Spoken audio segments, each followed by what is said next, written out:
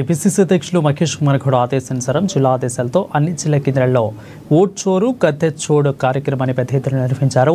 ఇక బీజేపీ ప్రభుత్వం ఎన్నికల కమిషన్ కలిసి అక్రమాలకు పాల్పడినట్లు ఆధారాలతో సహా రాహుల్ గాంధీ నిరూపించారని అన్నారు. ఈ నేపథ్యంలో ఉద్యమాన్ని దేశవ్యాప్తంగా చేయాలని నిర్ణయించింది. ఈ క్రమంలో ఈ రోజు దేశవ్యాప్తంగా అన్ని జిల్లా కేంద్రాలలో క్యాండిల్ ర్యాలీలు నిర్వహించారు.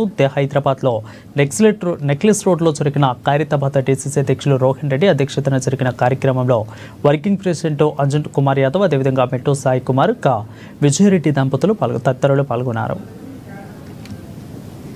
మొట్టమొదటి ఫండమెంటల్ రైట్ ఏమిటంటే ఓటు హక్కు. ఈ ఓటు హక్కు ప్రధానమంత్రికైనా ఒకటే, ప్రెసిడెంట్ ఆఫ్ ఇండియాకైనా ఒకటే, ముఖ్యమంత్రికైనా లేకపోతే మంత్రికైనా, ఎమ్మెల్యేకైనా, ఎంపీకైనా, చివరికి కూలి చేసుకునే లేబర్కైనా, ఆడవాళ్ళకైనా ఎక్కడ కూడా భేదాభిప్రాయం లేకుండా, తారతమ్యాలు లేకుండా ఆ మహానీయుడు ఓటు హక్కు అనే వజ్రాయుధాన్ని మనకిచ్చాడు. వాళ్ళ మంచి పార్టీని, మంచి నాయకుని ఎన్నుకోవాలి. అది ప్రజల చేతిలో ఉంది. ద బిగ్గెస్ట్ డెమోక్రసీని ఇన్ ది యూనివర్స్ ఇది ఇండియా.